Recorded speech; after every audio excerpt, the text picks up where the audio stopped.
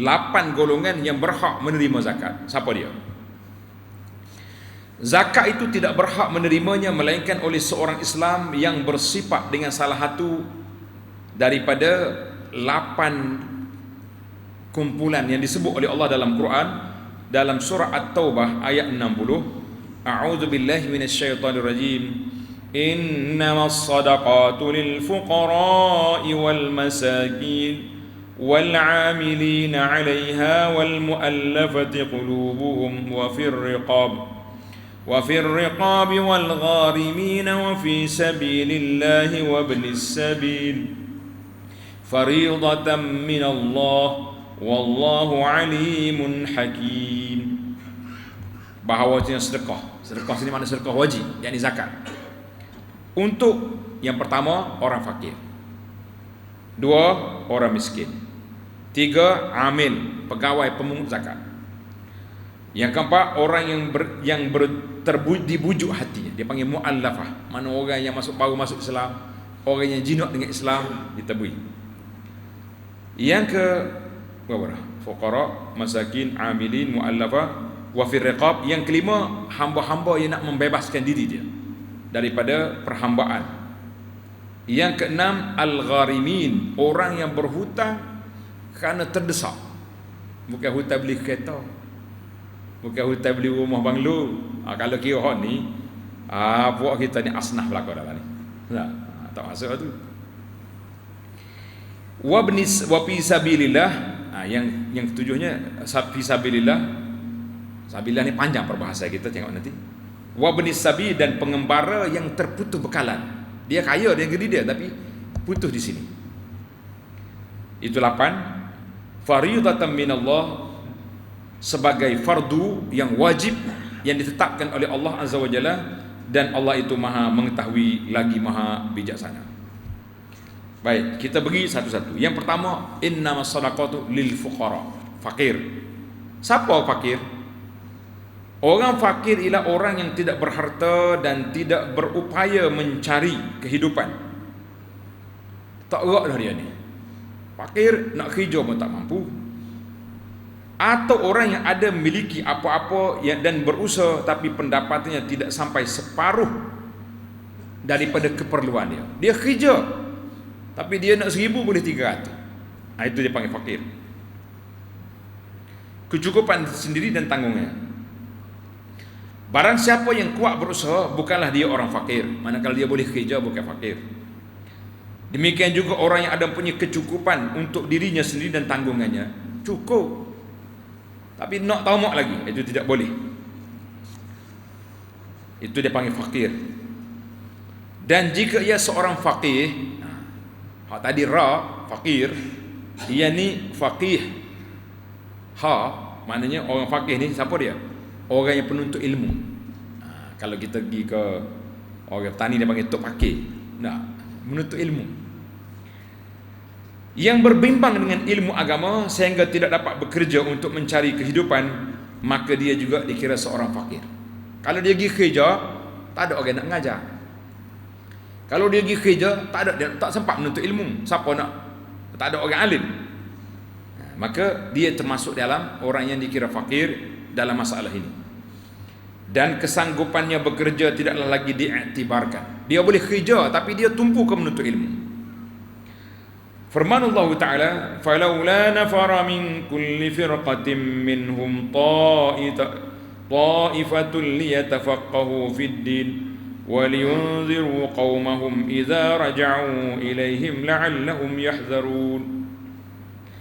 Maka mengapalah tidak pergi dari tiap-tiap puak daripada mereka, orang Islam ni ada sekumpulan untuk mencari, memahami ilmu agama. Kena ada sekumpulan lagi ngaji di pondok gimana, dan supaya mereka memperingatkan kaum mereka apabila mereka telah kembali kepada mereka semuanya, mereka menjadi ingat. Maknanya pergi belajar, kemudian balik mengajar di kampung. Jadi ayat ini surah At-Taubah ayat 22. Dan jika ia tidak bekerja kerana berbimbang dengan ibadat, tengok, hak tadi kita kerja kerana sibuk menuntut ilmu, itu dibenarkan. Tapi dia kerja kerana tak kerja di ibadat, warna tak kerja, duk tidur masjid, etikah, ibadat. Dan wirid-wirid, sibuknya wirid, tak sempat pergi kerja. Waktu maka adalah ia bekerja, kerana bekerja lebih utama daripada duduk meminta-minta dengan orang. Tak payah. Kalau kita kata dia ni tak pakai ni, malah ada ni, anak baru dapat maklumat, ayah dia penerima zakat asnaf, dia kempen anak dia pula supaya tak usah kerja, kita pergi minta duit zakat ya pada dengan JKM pun, Jabatan Kebajikan Masyarakat. Ada juga lagu tu punya cerita. Pasal dia boleh duit free, dia nak suruh orang free juga. Jangan. Orang boleh kerja kena bekerja. Sekadar ada ibadat di masjid malah kerja lah. Kita suruh dia pergi kerja. Nak etikah mari lepas kerja boleh. Pagi-pagi tak ada. Itu dipanggil orang fakir. Yang kedua orang miskin, iaitu yang tidak memadai masuk dengan keluarnya. Umpamanya dia berhajat pada 10 dirham, sedang dia hanya dapat 7 dirham. Maknanya orang miskin ni peratus pendapatan tinggi tapi tak cukup. Orang fakir peratus pendapat 30, 70 tak cukup. Miskin 70 ada dah, 30 tak cukup. Itu miskin. Dia beza di antara fakir dengan miskin. Mana fakir tu lebih teruk lagi lah, miskin atas sikit. Kadang-kadang orang miskin ni dia ada kereta, dia boleh buat private sapu dululah. Lah ni boleh buat Grab, nah, Grab apa benda ada. Kadang-kadang ada orang yang punya 1000 dirham tapi dia orang miskin. Dia banyak duit tapi oleh kerana tanggungan dia banyak, tak cukup. Dan kadang-kadang ada orang yang tidak memiliki apa-apa selain sebilah kapak dan seutah tali tapi dia kaya. Dia tak ada bini pun tak ada, anak pun tak ada. Nah, kalau sekali dia ambil kaya api pergi jual boleh RM50, kaya dah dia gitu. 1,500 bulan. Tapi orang lain anak 10. Lah ni pula anak, Allah Akbar. Kalau tidak RM5 bekal lagi sekolah tak apa nak cukup. Jadi macam mana nak cukup? Itu dia panggil ada orangnya banyak tapi tak cukup. Sebuah rumah kecil yang didudukinya dan sekadar pakaian yang menutup tubuhnya tidaklah meninggalkan dia dari nama seorang miskin. Masih lagi istilah baru lah ni, B40 apa benda ni. Masih lagi dalam kumpulan ni.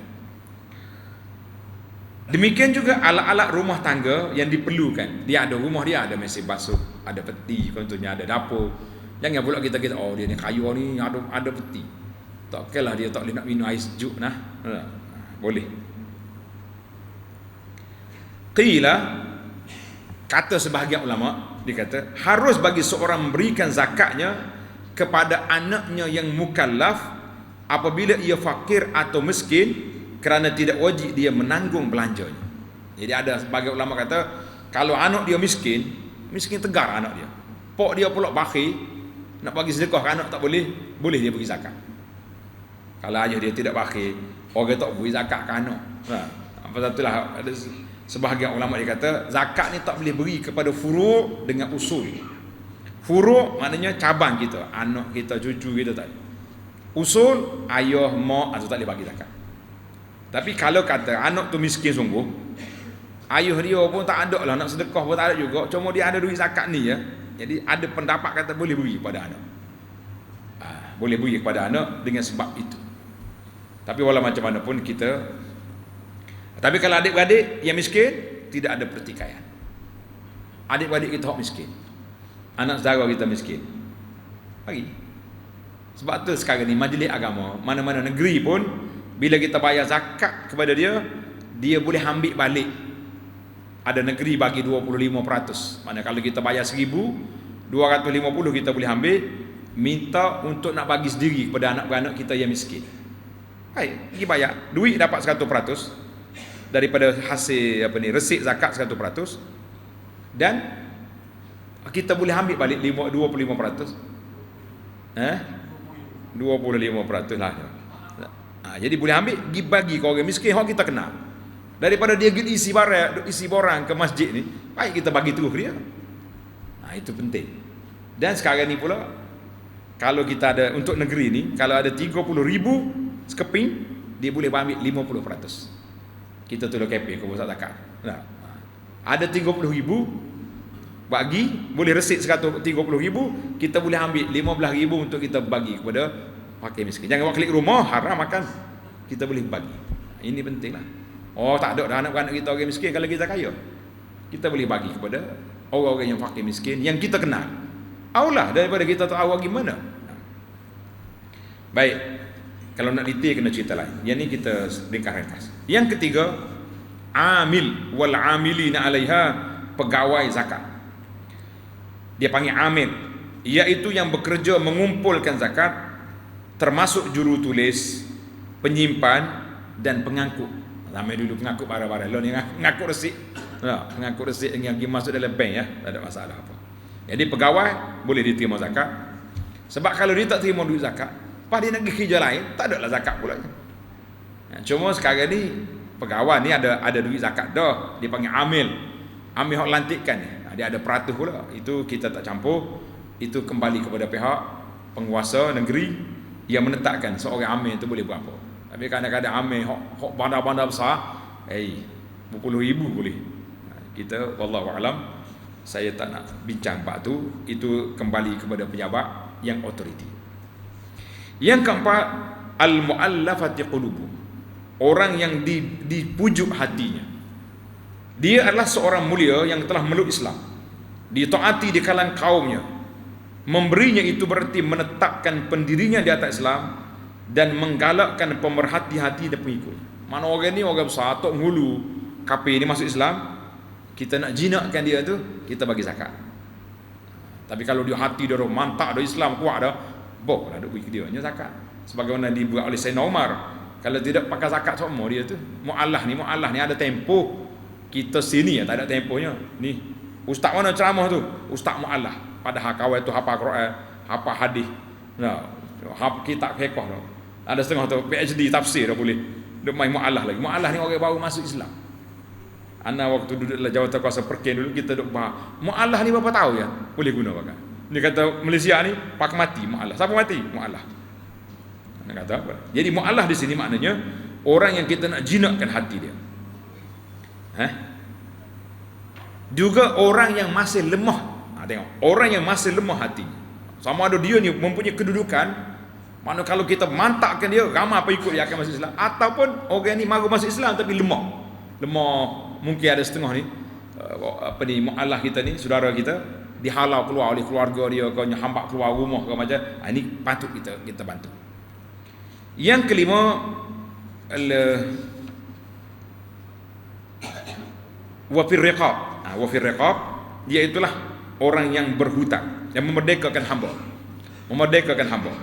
diberikan kepada tuannya supaya dimerdekakan hambanya, juga diberikan kepada hamba itu sendiri untuk menebus diri. Jadi hamba ni macam-macam. Ada panggil hamba mukatab ni dia minta dengan tuan dia nak merdeka. Tuan kata boleh membayar 200,000, pas. Itu dipanggil kita bagi. Ini menunjukkan keinginan syariat Islam memerdekakan hamba-hamba dan pengakuannya bahawa manusia itu dijadikan untuk hidup bebas. Sekarang ni hamba tak ada. Ada seminar zakat memperuntukkan wafir riqab ni nak melepaskan perhambaan. Ni ramai orang yang kena colek ni, bapak-bapak ayam ke bapak babi ke. Dah panggil bapak ayam nampak bunyi comel, bapak babi lah sendiri. Ambil perempuan yang buat pelacur. Kita nak bayar, nak lepas perempuan tu bukan senang. Kena bayar ke sedikit-sedikit ni. Jadi ini juga boleh digunakan ni. Wafir riqab, nak lepas orang tu daripada perhambaan manusia. Dia bukan hamba, tapi dia dikhianati. Yang keenam, al-gharimin, iaitulah orang yang berhutang dalam perkara ketaatan atau perkara yang harus, sedang dia seorang fakir. Kalau dia fakir, dia buta, maka kita boleh bantu dia. Tapi ingat, kalau awak beri zakat ke dia, jangan pergi main potong hutang. Mau hutang aku 5,000 deh. Biarlah aku potong zakat. Dah. Beri dia 5,000, jeling jauh-jauh. Mana jauh? Hutang tu gitu. Kalau dia akak tanya assalamualaikum, sengih lah kita. Pasar pagi dulu, dah banyak lagi baju raya anak tak beli. Kasut-kasut tak ada lagi ni. Itu hak dia. Kalau dia nak bayar separuh, tapi nak syarat aku beli 5,000 ni, tidak boleh. Tidak boleh zakat dilepaskan hutang, tidak. Baik. Ataupun jika seorang kaya, dia ni orang kaya, kecuali kalau dia berhutang kerana suatu maslahah yang baik dan membentras kerusakan. Mana kita ni orang kaya, tapi kita terpaksa nak mendamaikan dua kumpulan yang berkelahi ni, kita terpaksa kena guna duit 100 ribu, 200 ribu nak menyelesaikan masalah ni. Jadi boleh kita minta hutang atas dasar nak selesai masalah masyarakat tadi dalam tempoh 200 ribu tadi. Sekali je boleh. Gharimin. Kalau tidak kat semua kita ni, boleh ambil duit zakat belaka dah weh. Moga semua orang hutang belaka kita ni. Tidak orang hutang kita. Hutang kereta, hutang rumah. Allah, macam-macam hutang. Setengah orang lain ni pula mah kahwin mah hutang. Baik.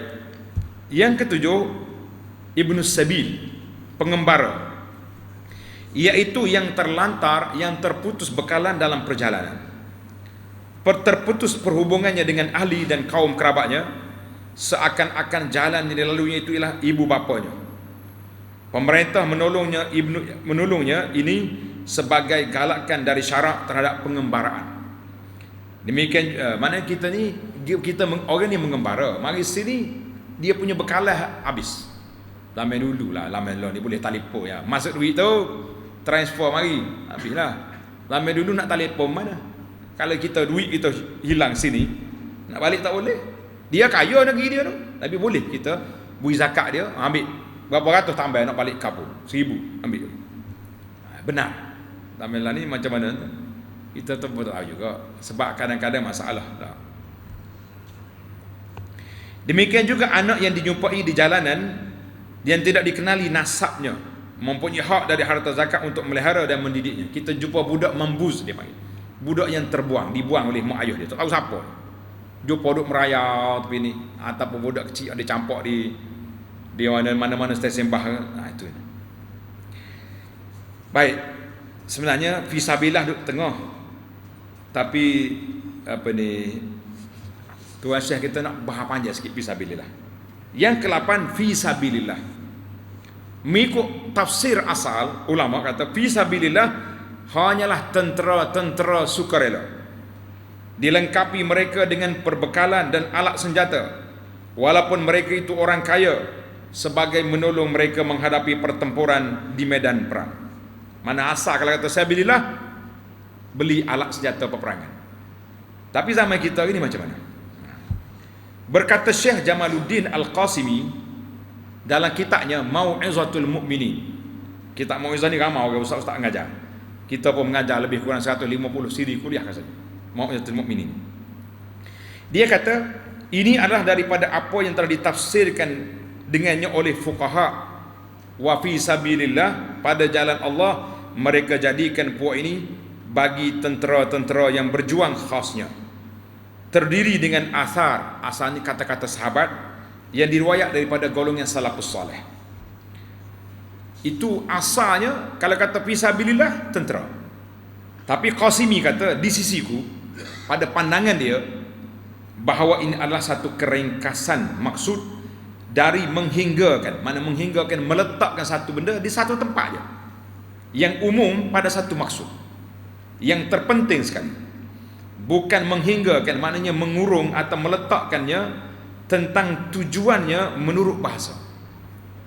Kerana sebagaimana disebut oleh Al-Imam Ibnul Athir dalam kitabnya An-Nihayah fi Gharibil Hadis, dia kata makna sabilullah itu apa dia? Adalah berarti tiap-tiap amal yang suci yang dilaksanakan di atas jalan yang menghampirkan diri kepada Allah dengan berbagai-bagai ketaatan dan ibadat, bukanlah terhingga atau tertentu pada jihad sebagai yang tidak tersembunyi pada orang yang punya pengetahuan tentang usul. Jadi ulama kata jihad saja, tapi kalau tengok maksud fisabilillah, semua benda yang kebaikan masuk belaka. Tidak seorang pun yang sanggup membentangkan nas dari kitab atau sunnah yang menunjukkan bahawa sabilillah itu hanya membelanjakan tentera mujahidin, tetapi tidak yang lainnya, melainkan daripada asar, daripada kata-kata sebahagian ulama salaf, dan tidak dapat diperhujahkan dia. Yang umum mestilah dikekalkan di atas keumumannya selagi tidak ada yang menentukan khasnya. Jadi kerana tidak ada yang menentukan khasnya itu, maka maksudnya nyatalah umum pada tiap-tiap perkara yang menghampirkan diri kepada Allah, di antaranya menolong menegakkan syariat Allah. Dipanggil pendakwah. Mana kita boleh guna duit zakat ni untuk fisabilillah. Seperti mendirikan madrasah, pendiri madrasah. Cuma binaan madrasah tu boleh tak boleh? Di sini khilaf. Ada kata bangunan tidak boleh buat. Bangunan kena duit wakaf. Tapi maintain, belanja pengurusan madrasah boleh digunakan. Membeli kitab-kitab untuk para ulama dan membantu usaha-usaha dan tujuan yang baik, semuanya boleh digunakan.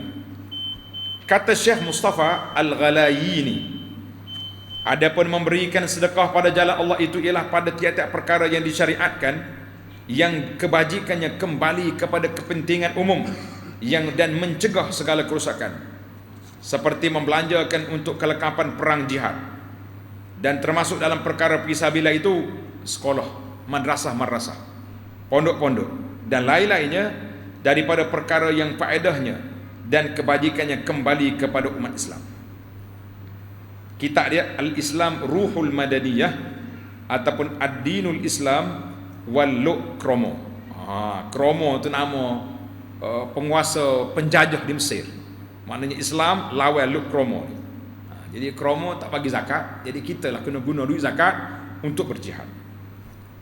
Kata Syekh Muhammad Rashid Ridha dalam kitab di Al-Manar, yang maksudnya sebenarnya maksud fisabilillah adalah kepentingan muslimin umumnya yang didirikan oleh pemimpin agama dan kerajaan, bukan perseorangan. Di antara perbelanjaan sabilillah yang paling penting di zaman kita ialah melengkapkan penyeru-penyeru, pendakwah Islam dan mengutus mereka ke negeri-negeri kafir dari pihak persatuan-persatuan yang teratur, NGO, organisasi yang teratur.